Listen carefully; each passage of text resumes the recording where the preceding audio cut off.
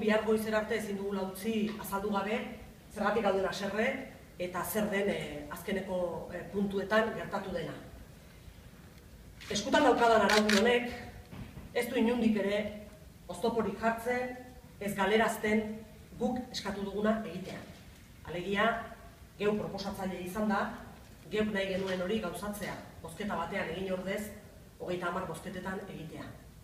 Baina hala ere, galarazi egin zaigu. Eta hori da zuzen ere salatu nahi duguna. Goiz osoa daramagu esaten, gaur agerian geratu behartzuela. Legebiltzar honetan, bi eredu ezberdin defendatzen ditugula. Hitzetan eta titularretan gauza bera esaten badugu ere zenbaitzuk, ez denek, gero hitzoien garapenera jaisten garenean oso gauza ezberdinak esaten ari garela eta zerga politikan proposatzen ari garen horrek ez duela gauza berbera bilatzen, kasu batzutan kontrakoa.